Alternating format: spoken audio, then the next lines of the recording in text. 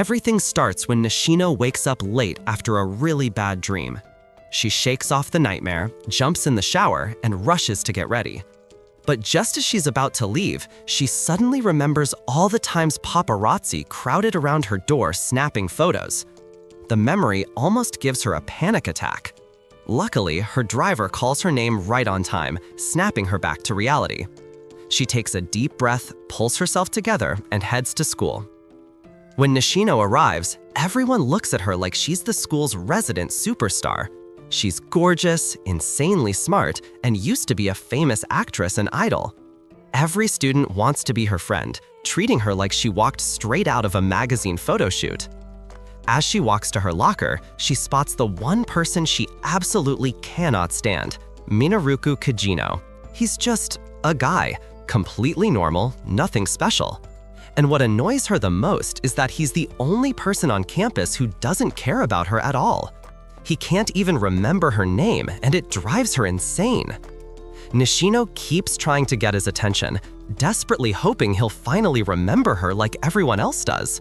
This time, she greets him. He greets her back, but calls her Nishimura, getting her name wrong yet again.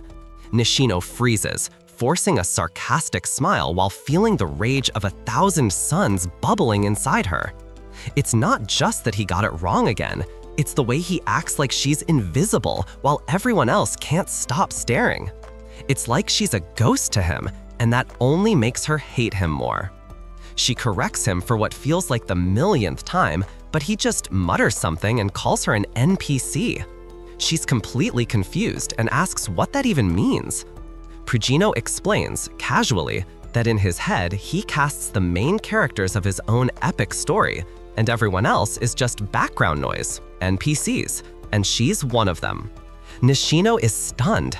Before she can reply, he mispronounces her name again in some ridiculous way and walks off to class. In class, all the other students bombard Nishino with questions about her upcoming return to acting. She's set to star in a popular show next Monday. She explains that she had to stop acting after a huge scandal back in middle school that made a ton of people hate her. Since then, she's been hiding her true self, pretending to be someone she's not until everything cooled down. Now that she's in high school, she finally feels she can be herself again. Once again, Nishino plays the teacher's favorite and the class sweetheart, making sure everyone likes her and avoiding unnecessary drama. She even stays late after school to help the teacher prepare for the next day. But one afternoon, after staying late, she discovers her driver was attacked by a group of thugs. She's forced to walk home alone. On the way, the same thugs who attacked her driver start following her and eventually kidnap her. They plan to hold her for ransom, demanding a huge sum from her father. As Nishino is being taken away, she notices someone watching from afar, but it's too dark to see who it is before the thugs cover her face. Nishino wakes up in a creepy warehouse, terrified, while the kidnappers discuss what they'll do if her father doesn't pay. Meanwhile, Dino is outside using a mirror to peek inside and assess the situation. After analyzing everything, he switches into his secret identity. The thugs mention this is the second time Nishino has been kidnapped. The first time was by some crazy stalker, but this time it's because of her father's enemies. One ugly brute is about to ruin her life completely until Kajino bursts into the room, revealing himself as a surprisingly agile and brutal fighter. One of the thugs thinks it's a joke and pulls a gun, but Kajino disarms him instantly, leaving everyone speechless. He mocks the guy's lack of skill and knocks him out effortlessly. Another thug quickly realizes Kajino isn't just some random street brawler. He's ex-military and clearly itching for a challenge. The thug pulls out a knife and even manages to land a couple of hits, but nothing Kajino can't shrug off. Then Kajino pulls out his favorite weapon, a crowbar, and warns the thug how useful it is. The thug tries to overpower him with brute strength, but Kajino instantly flips the situation. He reveals he's known as the Berserker, a name that terrifies every biker gang in the city. Kageno breaks the thug's legs and beats him down, rescuing Nishino once again. But just as quickly as he appeared, Kageno vanishes into the night.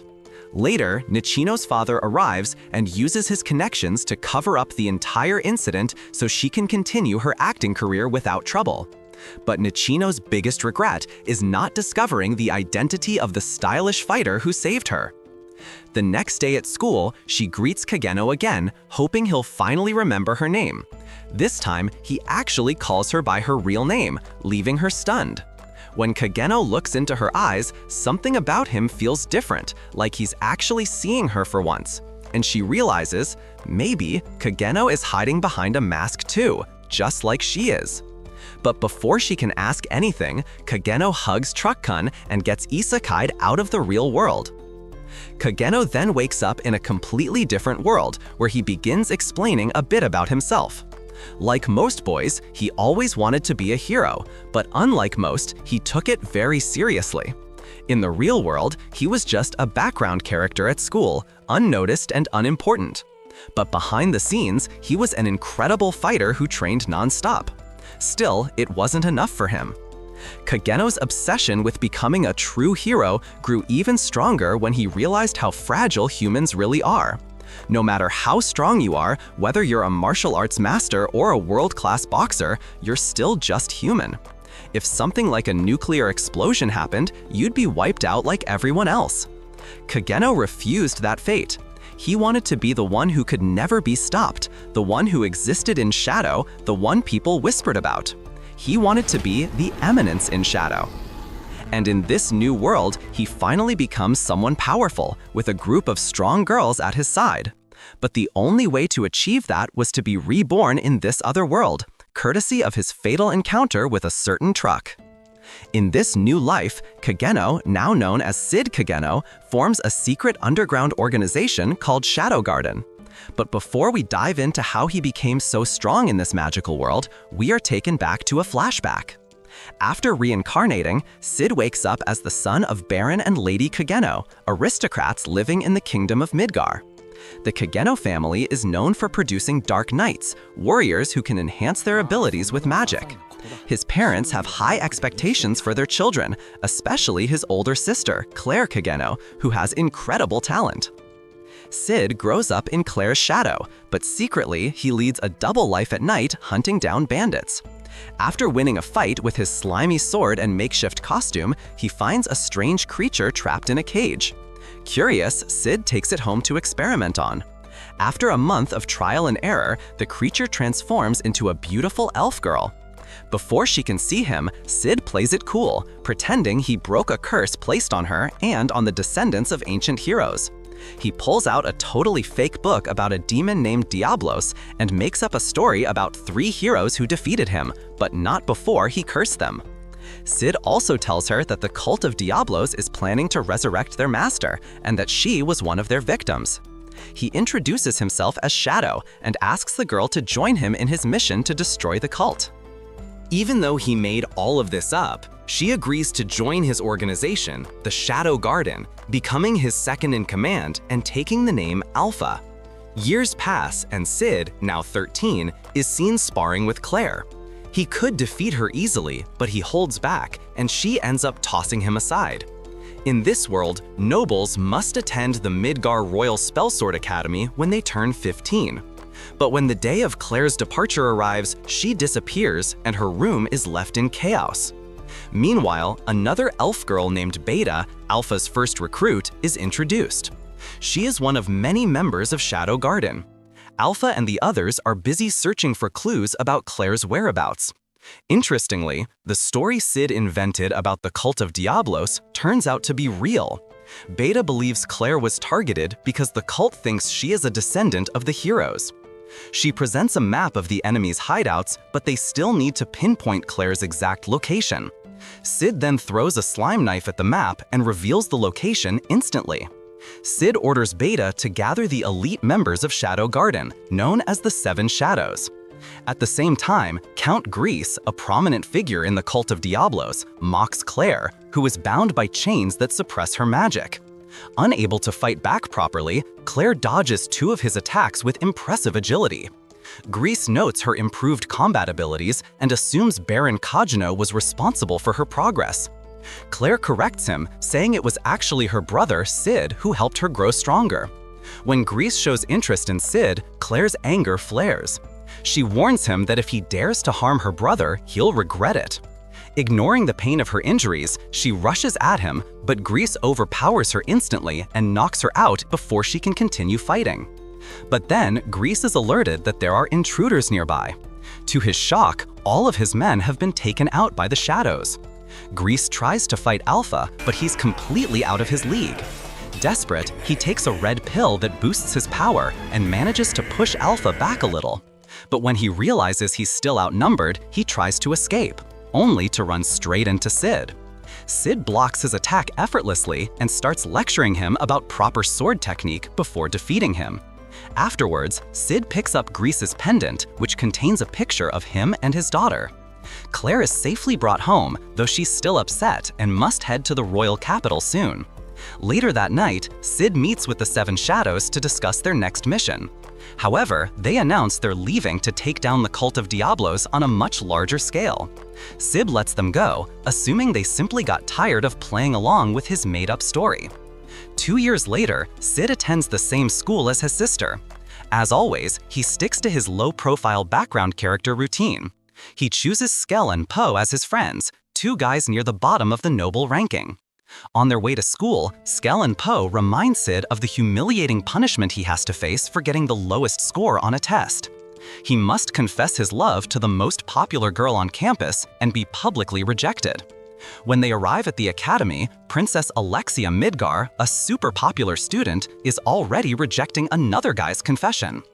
Before the day ends, Sid starts acting like his usual timid background persona, awkward and shy around Alexia, while Skell and Poe watch from afar. Sid confesses to Alexia, hoping she'll reject him in front of everyone. Instead, she shocks him by accepting. The news spreads instantly, and now everyone is wondering how this random nobody managed to score the most popular girl in school. During lunch, Alexia joins Sid and his friends at their table. Because they're sitting with a princess, the cafeteria staff piles extra food on their trays. Sid, trying to gross Alexia out so she'll dump him, eats as much as he can as fast as possible. Instead of being disgusted, Alexia simply smiles at him. Later, their sword instructor, Zenon Griffey, introduces Sid to the class as a new member of First Section, all because Alexia helped bump him up from the lowest ranked group. Afterward, Sid and Alexia have a training match, and Sid realizes her sword skills aren't that great. Her style feels kinda bland to him. On the other hand, Alexia isn't impressed by Sid either. She starts getting irritated because he reminds her too much of herself. Just as they finish, Zenon appears, revealing that he is actually Alexia's fiancé. Later that day, Sid and Alexia discuss their fake relationship. Sid realizes she chose him because he's easy to control. He's a low-rank noble with no influence. She plans to keep pretending to date him until Zenon gets fed up and cancels the engagement. At first, Sid wants nothing to do with her drama, but when Alexia tosses him a gold coin, he changes his mind instantly. He catches the coin and the deal is sealed. As days pass, their fake relationship continues, driving the entire student body crazy, especially the guys. Zenon, however, seems oddly unbothered by all of it. 2 weeks after their arrangement starts, while they're riding a train together, Alexia opens up to Sid. She tells him she's always felt like she's chasing her sister Iris, who is the pride of their family and an incredibly strong fighter. No matter what Alexia does, she can't catch up. Trying to comfort her, Sid says he actually likes her sword style. But Alexia brushes it off, saying her sister told her the same thing after she lost a tournament. Feeling down, Alexia draws her sword. But before things escalate, the train stops and she leaves. Sid figures their fake relationship is probably over now. The next day, Zenon and his men confront Sid. Apparently, Alexia never returned to her dorm the previous night, and since Sid was the last person seen with her, they accuse him of kidnapping her. Surrounded by knights, Sid has no choice but to surrender.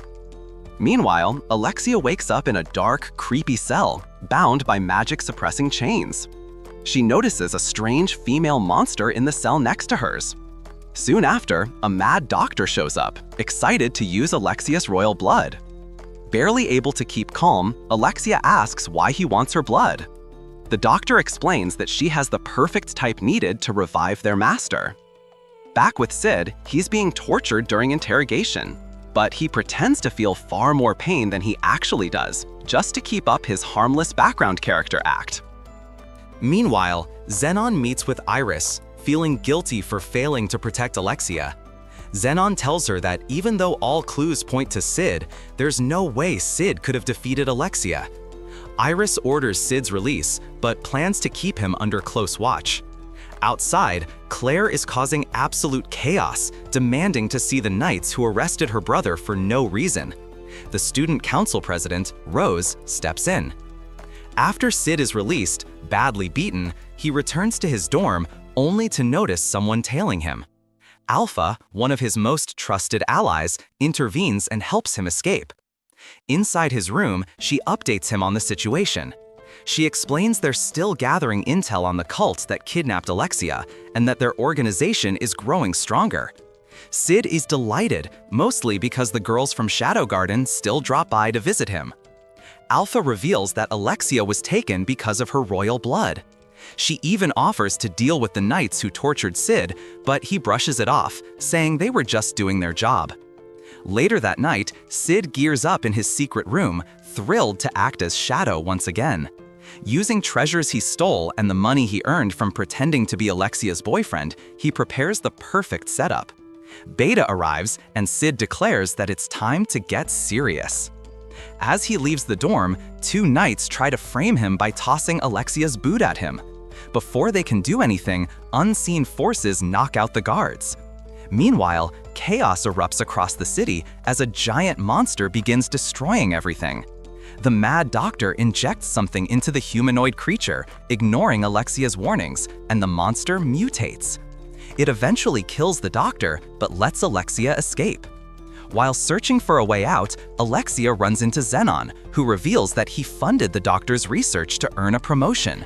Furious, she attacks him, but Zenon effortlessly blocks her strikes. Just as Alexia is about to give up, Sid arrives as Shadow. Zenon, acting full of himself, brags about how powerful his cult is. Sid calmly asks where the cult's core members are. As their battle intensifies, the monster continues to wreak havoc in the city. Iris tries to stop it, but fails. Alpha arrives, noting that Iris is only making things worse, and steps in to finish the job. The monster reverts to human form, revealing she's actually the daughter of Millie Agressi. Alpha tells Iris to step aside and let Shadow Garden handle it. Desperate to prove himself, Zenon takes a red pill to boost his power, but Sid still crushes him with ease. Alexia watches in awe, realizing Sid's sword style is the exact one she's been trying to master. Zenon mutates, but Sid completely overwhelms him, leaving behind a massive crater in the middle of the city. Alexia, unaware that Shadow is Sid, tries to copy his technique, but Iris stops her and pulls her into a hug. The two sisters finally reconcile. The next day, Alexia, now free from Zenon, asks Sid if they can continue their relationship. For the first time ever, Sid rejects her, in Japanese. She does not handle it well. She gets so furious that she accidentally splatters blood on the wall from her outburst. Meanwhile, Shadow Garden holds a meeting to celebrate their victory, but they also discuss a new problem. A group is pretending to be Shadow Garden and dispensing their own justice. Now aware of Shadow Garden's existence, Iris selects her two most trusted knights, Glenn and Marco, for a new investigation team.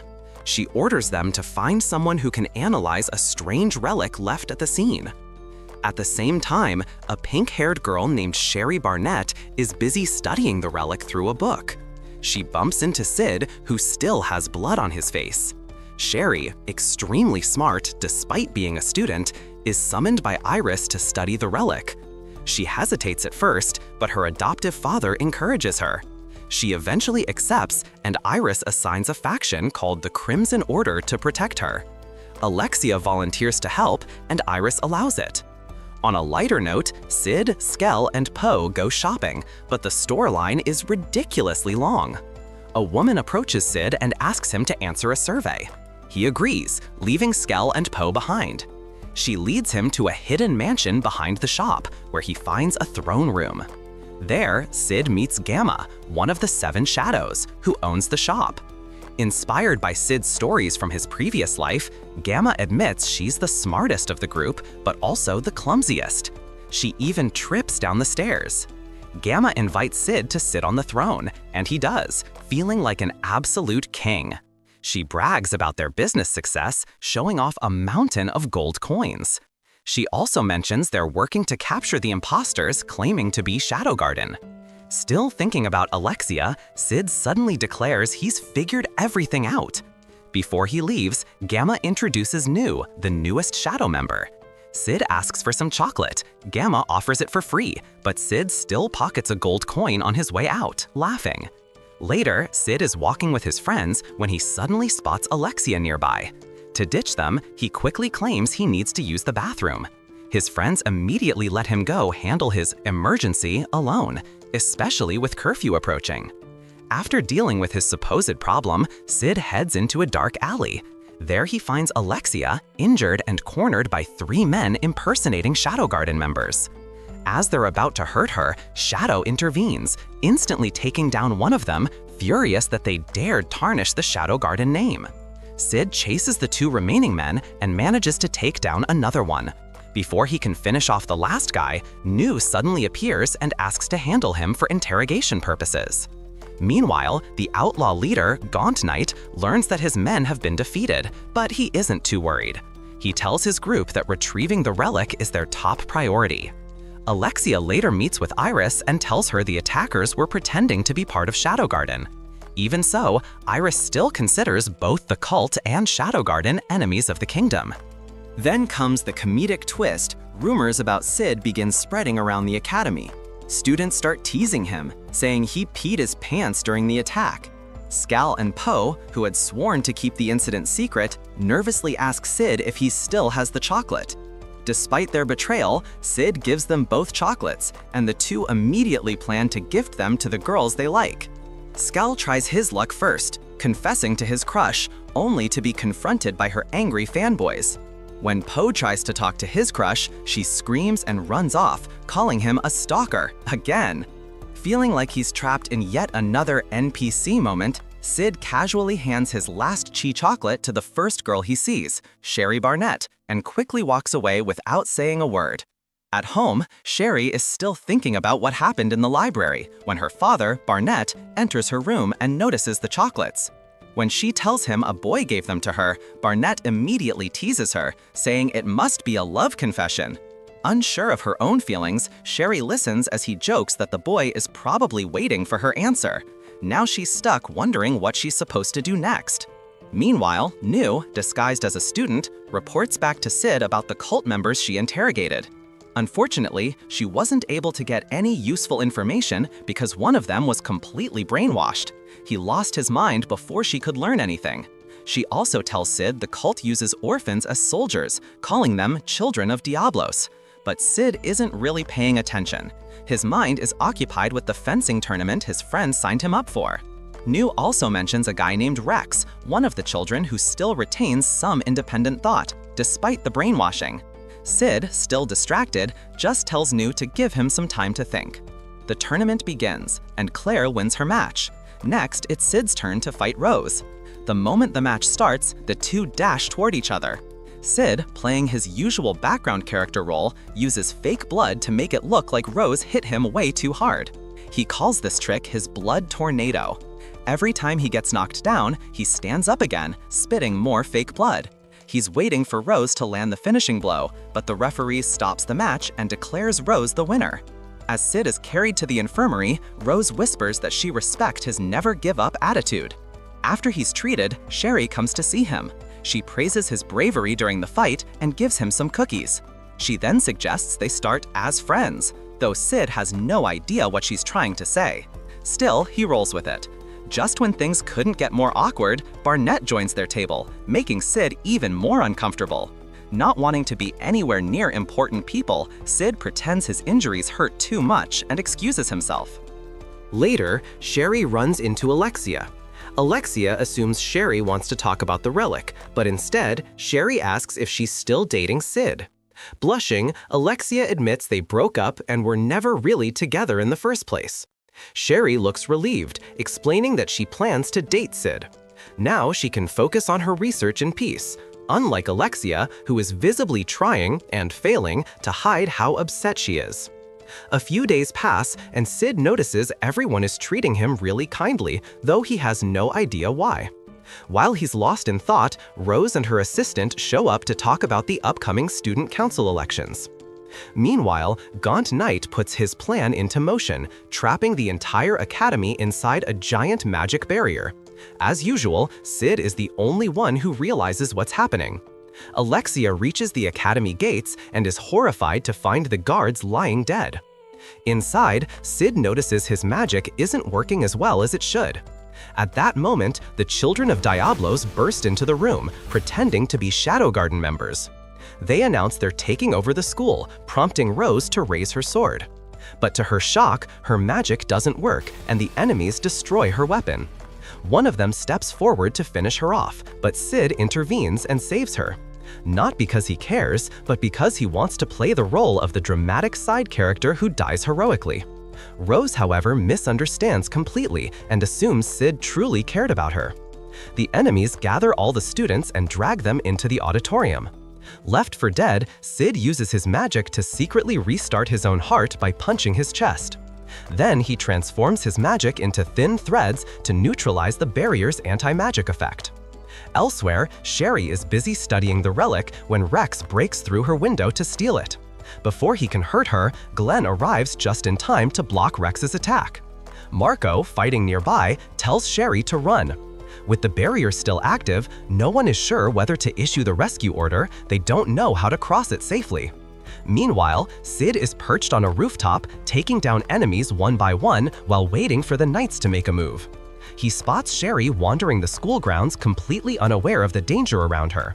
The moment she inevitably trips down the stairs, Sid catches her and scolds her like an angry dad before they head to her father's office. There, Sherry finds the book she was searching for and identifies the artifact as the Eye of Avarice, a device that absorbs magic and leaves everyone powerless. Even worse, she explains, once the eye is fully charged, it will explode. But there is hope. The relic she's been studying can counter the eye because it can store an enormous amount of magical energy. Sid heads out to gather the tools Sherry needs, but on the way he runs into Hex and a few low-level thugs. He wipes them out instantly. Rex, assuming Sid is using some kind of special artifact to move so fast, tries to trap him inside a net barrier. The plan fails spectacularly. Hex looks around, sees all his comrades on the ground, and his confidence evaporates. Shortly after, a newcomer finds Glenn and Marco. Glenn didn't survive, and Marco is severely wounded. It's revealed Marco was her fiancé. New hesitates, unsure of what to do next, until Sid returns with the tools. New reports that reinforcements have arrived and are waiting for Sid's orders. Once Sherry finishes refining the relic, she leads Sid through a hidden tunnel that connects to the auditorium. As they walk, she has flashbacks of her mother's death. After her mother passed away, Barnett took Sherry in and raised her as his own daughter. Wanting to repay him, Sherry dedicated herself to helping with his research. Back in the present, Sherry enters the auditorium and activates the relic, canceling the Eye of Avarice's effect. With their magic restored, the knights immediately spring into action, turning the auditorium into a battlefield. Not wanting to be left out, Sid, now acting as Shadow, breaks through the roof and joins the fight. The real members of Shadow Garden also arrive to assist. As the students begin evacuating, Gaunt Knight sets the auditorium ablaze and escapes. Outside, Iris questions Rose about what happened. Rose explains that Shadow Garden saved them from a group pretending to be Shadow Garden, which only deepens Iris's suspicions about their intentions. Inside the burning auditorium, Sherry frantically searches for her father. Meanwhile, Sid encounters Barnett, who reveals he is the Skeletal Knight. When Sid asks why he did all this, Barnett explains that he used to be a great swordsman, but after falling ill, he became desperate for a cure. He discovered the Eye of Avarice with Sherry's mother, but when she wanted to hand it over to the government, he killed her. Sherry, unaware of the truth, continued her mother's research. Sid offers to handle things once and for all, but Barnett easily overpowers him. Then, Shadow appears, ready to fight. Realizing he's at a disadvantage, Barnett tries to fuse the Eye of Avarice with another relic to restore his power, but it doesn't work. Shadow blocks all of his attacks effortlessly. In a final, desperate attempt, Barnett reveals he framed Shadow Garden for all the crimes, but Shadow couldn't care less. He calmly replies that Shadow Garden isn't here to protect the kingdom, they follow their own path. Shadow then defeats Barnett using the same technique he once used on Sherry's mother. Sherry, devastated by her father's death, breaks down in tears. Shadow decides it's better if she never learns the truth and leaves her to grieve. After the battle, Shadow Garden is officially declared an enemy of the kingdom, and the Academy gives everyone an early summer break because of the destruction. With no parents left, Sherry tells Sid she's going abroad to study and start a new life. Sid asks what her new goal is, but she refuses to say, calling it a secret. As she walks away, Sherry emits an ominous, dark aura, hinting that she may not be as innocent as she seems. During summer vacation, Sid receives a letter from Alpha, summoning him to the Holy Land of Lindworm. Meanwhile, Epsilon, one of the 7 shadows, is excited to start her day. She uses slime magic to adjust her appearance, competing with Beta over who has the best figure. Once the fake Shadow Garden incident is settled, Rose rushes to the infirmary in tears. She grabs Sid's hand and, believing he genuinely cares about her, basically offers him her heart on a silver platter. Later, the two are seen riding a train to Lindworm. Pure coincidence, of course. Upon arrival, a keychain catches Sid's attention. It shows a demon arm pierced by a sword, representing the hero Olivier cutting off Diablo's left arm. Rose explains that this is the very city where that legendary battle took place. She adds that the ruins in Lindbor are believed to be where Diablo's arm is sealed. As they walk around, they stumble upon a book signing event by a famous author named Natsu. Rose, thrilled, runs off to get her copy signed. Meanwhile, Sid notices the books are plagiarized versions of stories from his past life. Wondering if someone else reincarnated like him, he gets in line, only to be greeted by Beta, who has been using his stories as best-selling material. Later, at the cathedral, Alpha is seen beside Archbishop Drake's body before leaving just as the knights arrive. That night, Sid spots a hooded figure sprinting across the rooftops. He chases her down and blocks her attack.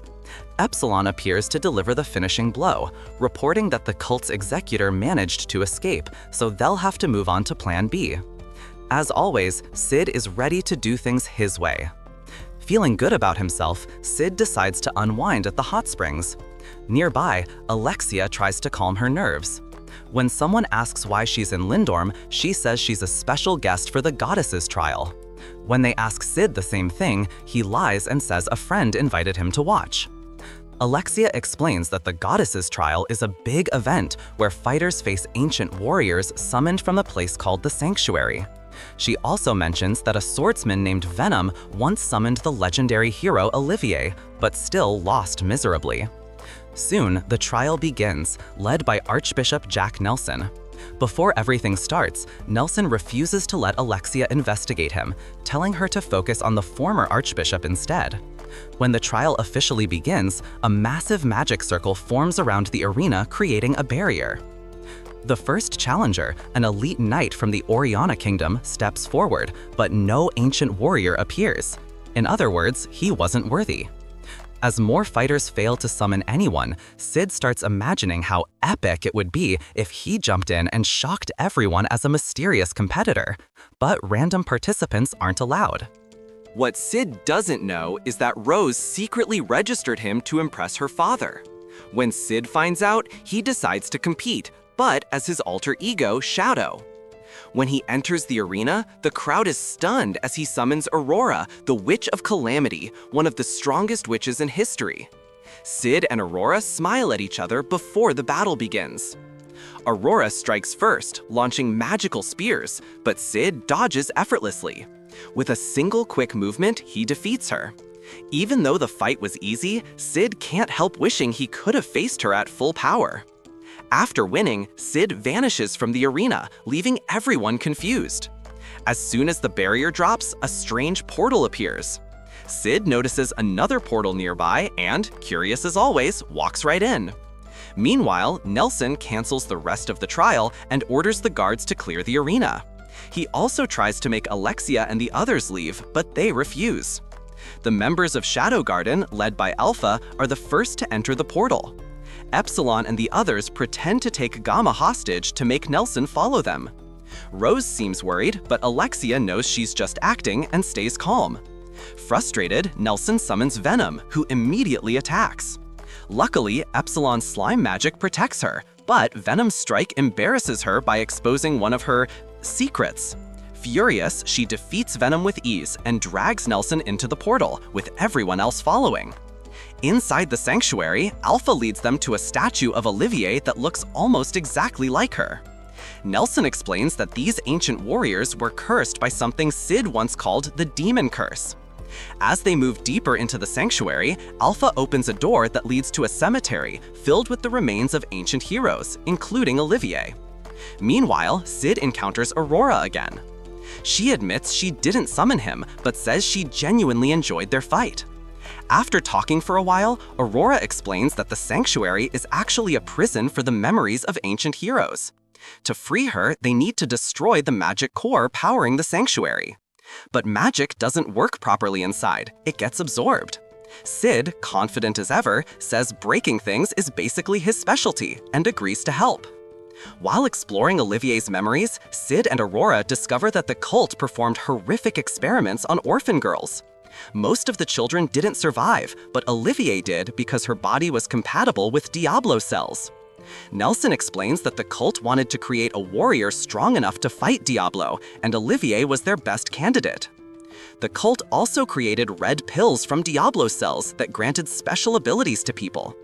But Nelson wasn't satisfied with just that, so he made something even stronger, Diablo spheres, which give people insane power and make them practically immortal.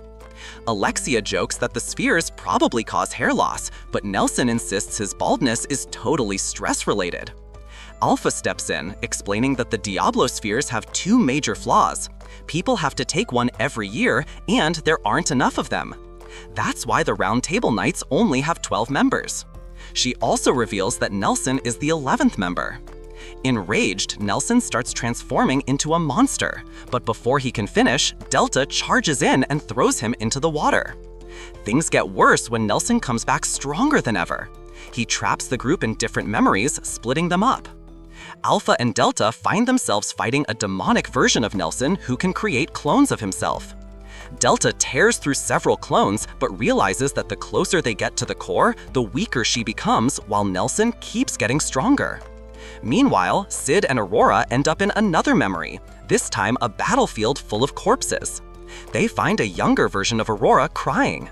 Aurora tries to erase this painful memory, but suddenly the corpses rise and attack them. Aurora quickly realizes the sanctuary is rejecting them. At the same time, Epsilon's group finds the sanctuary archives. They discover documents about the cult and take photos with a camera Omega, Shadow Garden's 7th member, built using knowledge Sid taught her from his previous life. Even with their magic almost depleted, Sid and Aurora manage to defeat the zombies, but more keep coming. To end the memory, Sid kills the younger Aurora, breaking the memory and allowing them to move forward. They finally reach the sanctuary's core, where Delta is still fighting. She has already defeated hundreds of clones, but Nelson keeps summoning more. The core is locked behind a door and wrapped in chains. Sid tries to break the chains with his sword, but nothing happens. Aurora tells him the nearby holy sword is the key, but only a chosen one or a descendant of the hero can wield it. Sid tries, but the sword doesn't budge. While he takes a quick breather, Delta keeps fighting relentlessly. After cutting down hundreds more clones, the memory collapses and they're transported elsewhere. Still refusing to give up, Nelson summons Olivier to fight for him. At the same time, Epsilon announces that their investigation is complete. They prepare to leave just as the Archbishop receives news that someone invaded the center of the sanctuary. Sid realizes this is the perfect moment for the hero of the story to appear and pull the legendary sword. But instead of the hero, Nelson shows up, with his shiny forehead glowing like a divine beacon. Sid also quickly notices that Alpha and Olivier look almost like twins. Under Nelson's command, Olivier attacks Sid and completely overwhelms him. Watching the one-sided beatdown, Aurora steps in to stop the fight. Nelson offers to spare Sid's life if Aurora agrees to help with their research. Aurora considers it, hinting that Sid doesn't stand a chance against Olivier. Naturally, Sid is not happy to hear that and keeps taunting Nelson. Annoyed, Nelson orders Olivier to finish Sid off. With an empty, lifeless expression, Olivier obeys, while Aurora panics and Nelson grins. But then, Sid shocks everyone with a sinister smile, his eyes glowing. He deliberately guides Olivier's blade away from his vital points, then suddenly grabs her and bites her neck. With Olivier out of the way, Sid calmly walks toward Nelson. Nelson tries one more trick. He uses the sanctuary's enormous magic supply to summon a whole army of Olivier clones. Sid wipes them all out in a single instant, just by glaring at them. Nelson's jaw hits the floor when he realizes Sid had compressed his magic beforehand to stop it from being drained. Fed up with Nelson's games, Sid unleashes his strongest spell, destroying the magic core and obliterating the entire sanctuary. When he wakes up in the forest, Aurora is right there beside him. She admits she was the one who summoned Sid in the first place. She apologizes for not being honest and thanks him for helping her find peace. Before fading away, she hints that Sid might meet her true self someday. Meanwhile, Alexia and Rose decide to join forces and form their own group to investigate the mysteries behind the cult and Shadow Garden. Natsumi also tags along to keep an eye on them. Later, Alpha and Epsilon discuss what they discovered in the Sanctuary archives, the truth that Aurora's real identity is the demon Dablos. Epsilon suggests telling Shadow, but Alpha reveals that he already knew. Elsewhere, Alexia contacts her sister Iris about the cult's connection to both the former and the current Archbishop. Iris believes there's a larger organization behind everything and begins investigating the Church of Divine Teachings. She also tells Alexia she'll enter the Bushin Festival, an international sword fighting tournament, to gain public support and force their father to listen. As the Bushin Festival approaches, Rose is seen training intensely, but something seems wrong. She reveals a strange demonic mark on her chest. Finally, the day of the festival arrives, and the strongest fighters from all over the world gather in the royal capital. As usual, Sid has a plan. He'll pretend to be weak, let the crowd laugh at him, and then blow everyone's minds with a dramatic twist. To complete his disguise, Sid asks Gamma for help. She uses slime magic to change his face and give him a new backstory.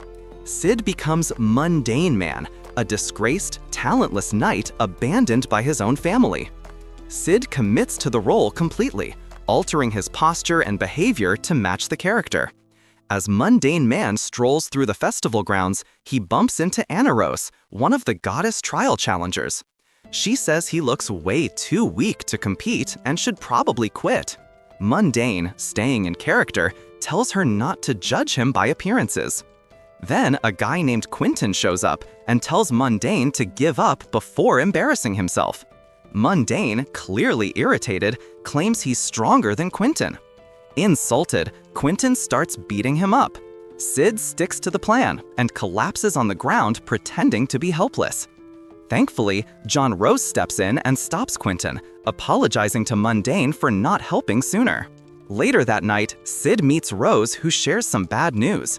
Her father has chosen a husband for her, a high-ranking noble named Perv Asha. But things get even worse. Her family is also pressuring her to give up her position as a Dark Knight. Sid tries to comfort her, telling her he'll always believe in her, which helps her feel a little better. The next day, Skell drags Sid to watch the tournament preliminaries. Skell is gathering data to help with his betting habits while rambling non-stop about his perfect strategy. Gold, a knight with a flawless winning record, gives him tips on how to predict the outcome of a fight. Bored out of his mind, Sid walks away just as the next match is announced: Gonzalez versus Mundani. The moment Mundani steps into the ring, Gold confidently declares that Gonzalez will win in under a second. Skell, dazzled by Gold's expert warrior analysis, nearly faints when Mundani is immediately declared the winner. The crowd erupts, demanding their money back. Trying to salvage his reputation, Gold claims that Gonzalez only tripped and that this was exactly what he had predicted. Narosi, who previously thought nothing of Mundani, suddenly changes her mind after witnessing his two absurdly strong punches that flattened Gonzalez. With Gold set to fight Mundani next, Skell begs Sid for money so he can bet on Gold. Sid refuses, trying to save his friend from donating his life savings to the gambling gods. The next day, Skell runs to Sid in a panic. Rose stabbed her fiancé Perv and fled. Beta and Alexia now working together, but what Alexia doesn't know is that Beta is already several steps ahead. She's been running her own secret investigation and already discovered where Rose is hiding. Later that day, Sid encounters Beatrix, an elf woman searching for her niece. She says her niece is a beautiful girl who resembles her, which makes Sid think of Alpha, though he keeps that to himself. Suddenly, Beatrix draws her sword, and Sid pretends to be terrified, stumbling backward and falling. Beatrix laughs, apologizes, and teases him by saying she thought he looked stronger. Back at the tournament, Quentin approaches Anaros and asks what she thinks of Mundani. After watching his instant win, Quentin is eager to see more. Narosi and Quentin, who both initially dismissed him, are now fired up from Mundani's next match against Gold. Gold steps into the ring, ready to fight Mundani. Mundani, clearly not in the mood, casually cracks his neck and effortlessly dodges Gold's attacks. Strangely, Gold feels a sharp pain in his stomach, even though Mundani hasn't moved. Desperate, Gold uses his secret sword technique, but Mundani sneezes, completely ruining the attack. And just like that, Gold loses for the first time, shocking the entire arena. Meanwhile, Iris meets with Pervy to deliver the security plan for the main event of the Bushin Festival. She offers her knights to help, but Pervy refuses. Iris notices he looks far healthier than the reports claimed, but he brushes it off, bragging that he can handle everything alone, just like when he saved Alexia. Iris grows even more suspicious. At the tournament, Mundani defeats Quentin instantly and secures his spot in the main event. Anaros, now his next opponent, tries to intimidate him, but Mundani simply smiles and removes a massive piece of armor that drops with a thunderous crash, cracking the floor. Elsewhere, Rose is shown running through underground tunnels, trying to escape the knights chasing her. Later that night, Sid hears a piano being played and is reminded of his childhood. Though he was forced to practice, he always liked one piece in particular, Moonlight Sonata. Recognizing the melody, he follows it, wondering if it might be someone from his previous life. He finds Epsilon at the piano, with Gamma and Beta nearby. Epsilon brags about how she's connected with important people and has won awards for her music, even though Sid knows she's just plagiarizing songs from his world. He isn't sure whether he should be annoyed or impressed. While Beta tries and fails to distract Alexia from finding Rose, Alexia eventually discovers that Rose is hiding in the underground tunnels. Down there, Rose sits alone, reflecting on how strange her father seemed when he announced her engagement. The knights were also acting off, with creepy, forced smiles. Rose realizes that Perv, being part of the cult, brainwashed everyone. She considers turning herself in to prevent a war between Midgar and Horiana and save her father. Wondering whether Sid still believes in her, she suddenly feels her body showing signs of possession. At that moment, she hears Moonlight Sonata again and follows it, eventually finding Shadow playing the piano. After finishing the piece, Shadow asks Rose what she truly desires. Rose says she wants to protect the people she cares about. Seeing her resolve, Shadow grants her a powerful magic and frees her from the possession. After giving her a few cryptic words of advice, classic Shadow style, he disappears, just as the cult members arrive. With her newfound power, Rose wipes them all out in a single blow. Sensing the burst of magic, Alexia and Beta track Rose down. Alexia bombards her with questions, but Rose refuses to answer, not wanting to drag her friend into her mess. Frustrated, Alexia decides the best way to get the truth is to beat it out of her. After defeating Alexia, Rose carries her to Beta and declares that she's done running. She's ready to fight for what she believes in. Later, Claire, who has been annoyed with Sid all day, finally cools down and hands him a ticket to the main tournament. She has replaced Rose in the event. When Sid arrives, he realizes the ticket is for the VIP section. He ends up seated next to Iris, who tells him she plans to recruit Claire into her personal order after she graduates. Iris also apologizes for the trouble caused by Alexia and her ex-fiancé, Xenon.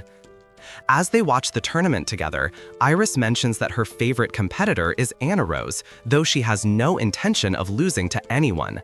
Sid asks whether Mundani has caught her attention, but the surrounding students dismiss him as nothing but lucky.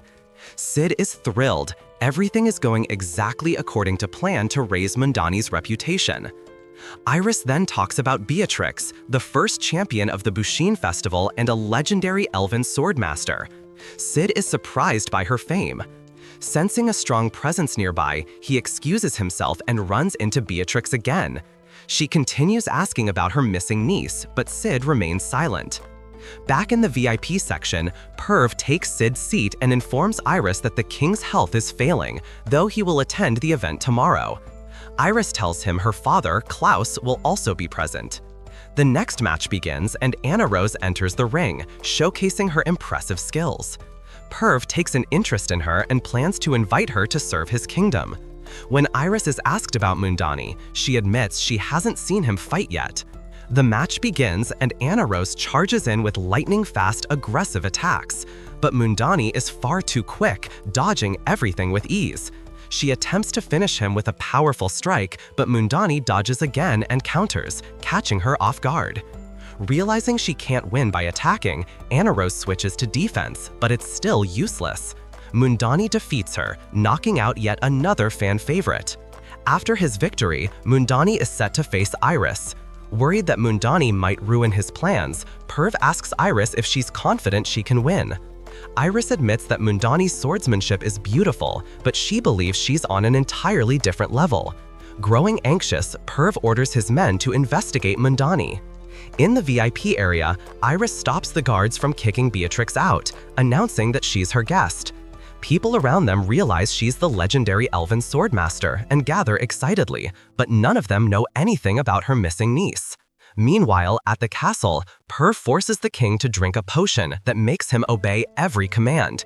He plans to use the king to start a war with Midgar, hoping to seize power for himself. The next day, Iris faces Mundani in the ring. Determined to win with a single strike, she prepares to unleash her full strength, when she suddenly has a terrifying vision of her own death. The shock disrupts her focus. She tries to shake it off, but another illusion overwhelms her with fear. The crowd grows restless as she hesitates. Desperate, Iris unleashes everything she has and charges at Mundani, only to realize, horrified, that he hasn't even drawn his sword. Mundani disarms her with lightning speed and wins the match. After Iris's crushing defeat, Perv begins to panic. His attention shifts to Rose, who has just returned.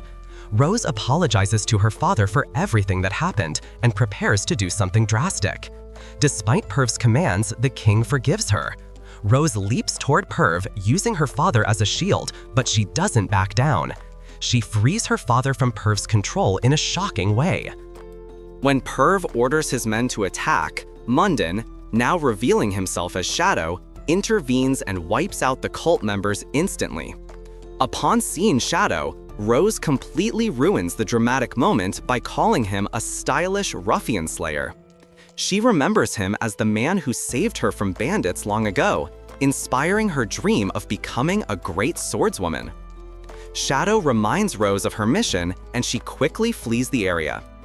Meanwhile, Beatrix launches an attack on Shadow, thrilled to finally meet a worthy opponent, and Perv uses the distraction to escape.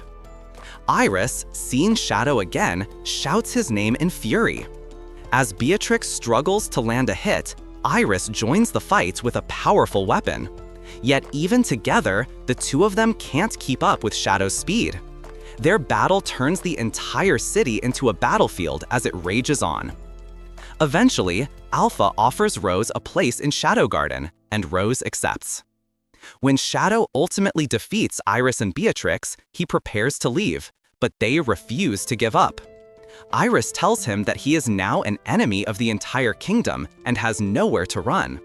Shadow laughs and tells her he never planned to run. He activates a frighteningly powerful spell, terrifying everyone, then vanishes into thin air without releasing it. Iris, furious and humiliated, lets out a scream. Later, the kingdom publicly reports that Iris and Beatrix drove Shadow away, while Sherry, seemingly innocent, secretly vows revenge against him. Beatrix leaves the city without finding her niece. The women of Shadow Garden return to their routines, and Sid resumes his life as an ordinary student.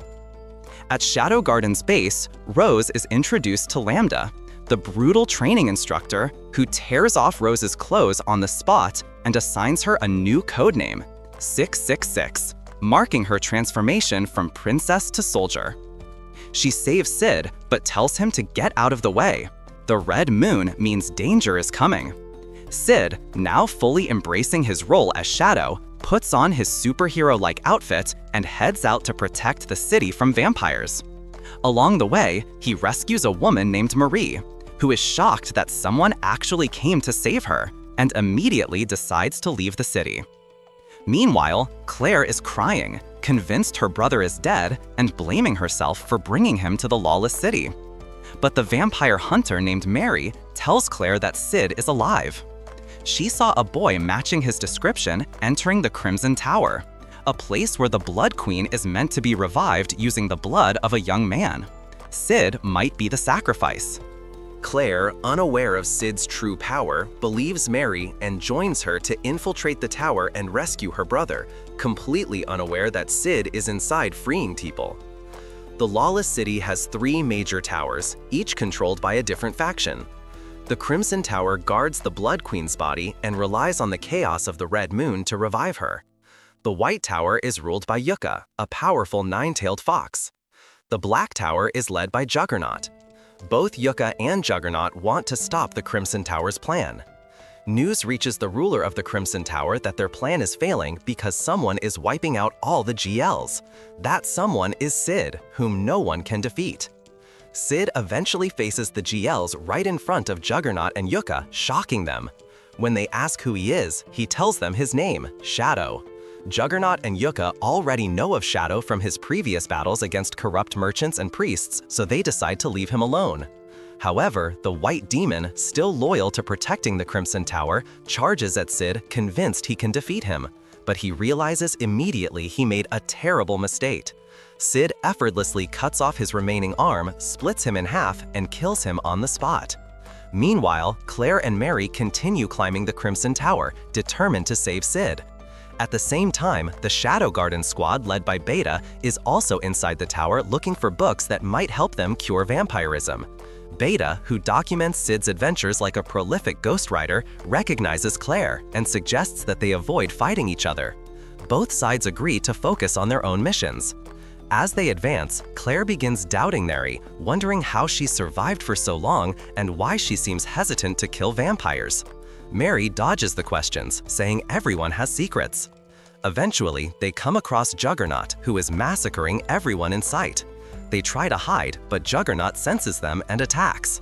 Mary attempts to fight him, but is thrown aside, and Claire, too weak to help, is struck as well. Desperate, Mary drinks Claire's blood and goes back to face Juggernaut again. Just as she's about to be killed, Shadow arrives and throws Juggernaut out of the tower. He tells the 2 girls that it's too dangerous and they should hide. After the fight, Mary reveals her true identity and her story to Claire. More than 1,000 years ago, vampires ruled over humans, killing them easily for their blood.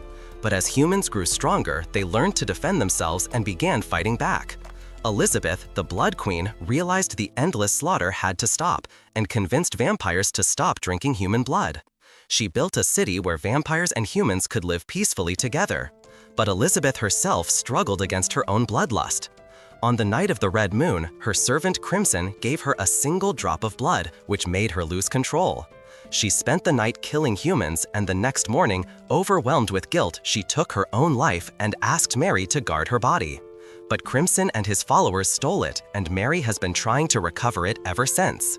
Claire, now believing she may be cursed and worried she'll turn into a monster soon, agrees to help Mary retrieve Elizabeth's body.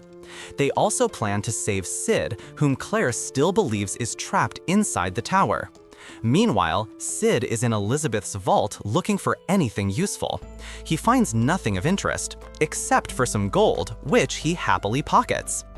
At the same time, Crimson is trying to revive Elizabeth by placing her heart into a new body. Just as the ritual is about to finish, Sid appears, destroys the chamber, and ruins Crimson's plan. Believing his mission is complete, he grabs more gold and prepares to leave, completely unaware that Elizabeth has been revived as a gigantic monster. Elizabeth, now fully awakened, attacks Claire, stabbing her and drinking her blood. Mary begs Elizabeth to stop, but Elizabeth ignores her. The Shadow Garden team arrives and manages to get Claire to safety, but Elizabeth continues to overwhelm them. Juggernaut, passing nearby, attempts to fight her, but she defeats him easily, breaking his leg and tossing him aside like a toy. Elizabeth keeps feeding on her victim's blood, growing stronger and healing her wounds almost instantly. Beta orders one of the members to take Claire away. She's the sister of their leader after all, and must be protected at all costs. Claire wakes up in a hospital, where a doctor named Aurora tells her she's not cursed like she thought. Someone cured her long ago, though Aurora conveniently leaves out that it was Shadow. She explains that Claire now has 2 types of blood inside her, and if she learns to control them, she'll become insanely powerful. Back in the tower, Elizabeth continues her rampage, but Shadow arrives just in time. He's the first warrior capable of facing her head-on. The girls from Shadow Garden finally realize that Shadow has been protecting them all along. After a brutal battle, Shadow flies into the sky with Elizabeth, telling her she's terminally ill and needs to be put down. He obliterates her completely, turning all the vampires back into normal humans. The red moon also fades, returning to its usual color. Later, Sid is seen casually eating on the roadside, treating everything that happened as just another Tuesday. He's more worried about Claire and her mixed blood, not sure whether it'll be a blessing or a curse. As he and Claire board a train leaving the lawless city, Sid keeps fretting over her. When Claire asks if he knows Shadow, Sid simply says he doesn't, just that he remembers Shadow burning down their school last year. Claire, now with new powers awakened in her left hand, tells him not to worry, and he reassures her that they'll both be fine. Sid's mind, however, drifts back to the gold he looted, 500 whole coins. He tells himself that if he ever needs money again, he'll just come back to the lawless city and rob the white and black towers next time, since they're still standing. Back in the capital, the Shadow Garden members are shocked to find someone at the train station trying to steal commercial goods. When they question the man, he claims to work for Garter, a name none of them expected. Garter was considered a respectable figure, supposedly not involved in criminal activities. The members are confused, but the thief seems determined to carry out his mission anyway. Not wanting to waste time, they quickly kill him. They realize this won't be the end of it. Word will spread, and other organizations will come seeking revenge. The capital is on the verge of a major conflict, possibly a full-on war. Meanwhile, Sid is hanging out with his friends. They proudly show off their new outfits, convinced they've bought real luxury brand clothing. Their excitement dies instantly when they find out all the clothes are counterfeit.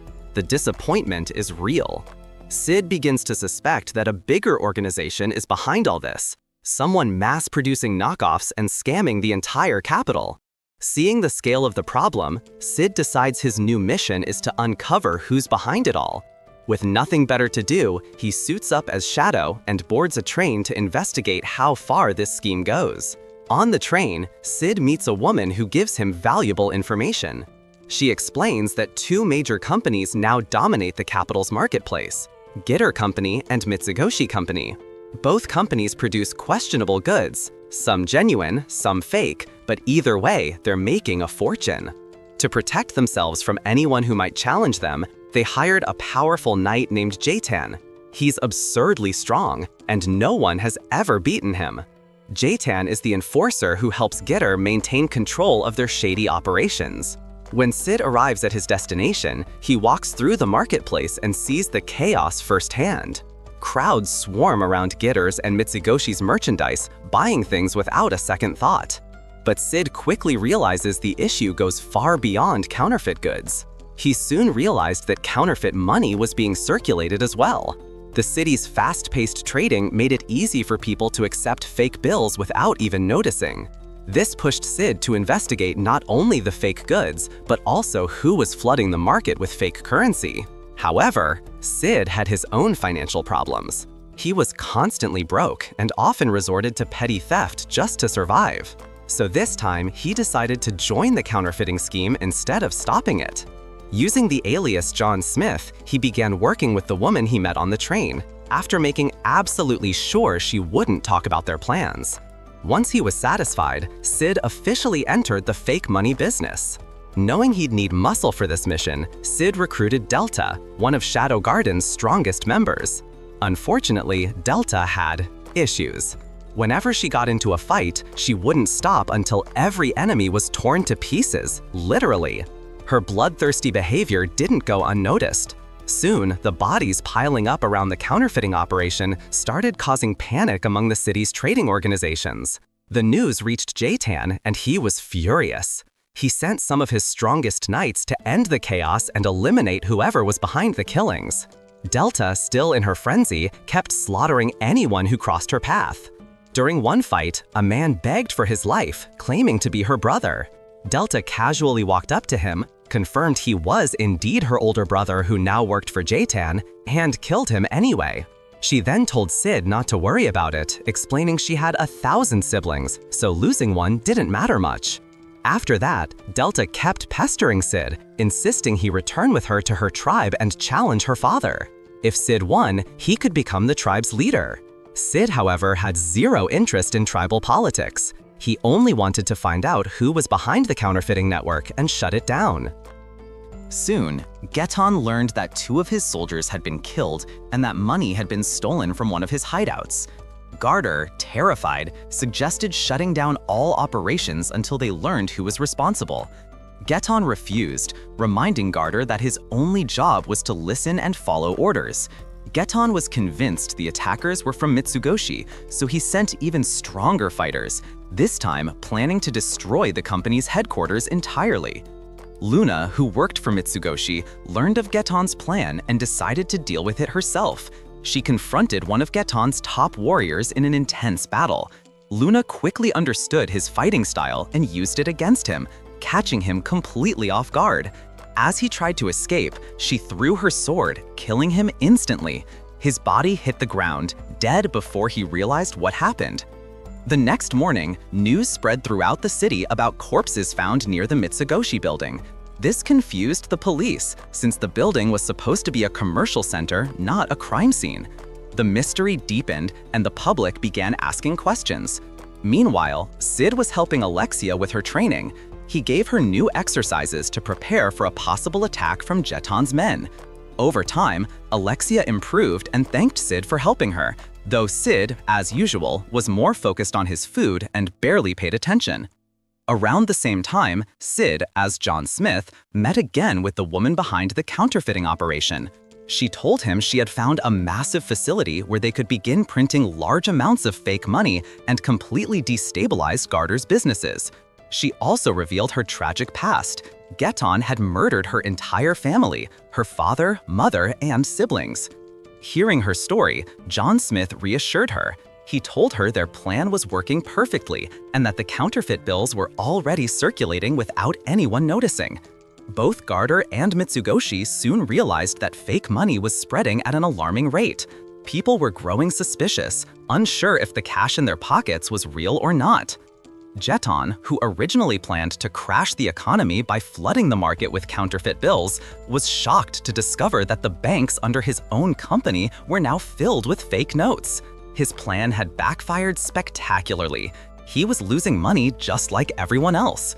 Meanwhile, the Shadow Garden members, unaware that John Smith was actually Sid, decided to raid a train carrying goods and counterfeit currency.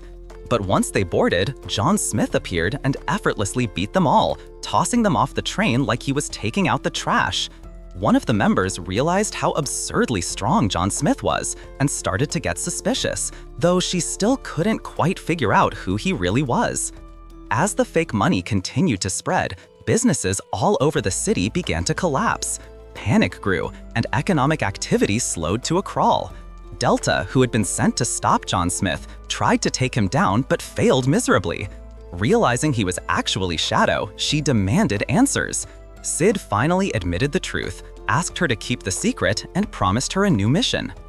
With no real plan in mind, Sid quickly improvised. He ordered Delta to hunt down Juggernaut, the ruler of the Black Tower, a near-suicidal mission.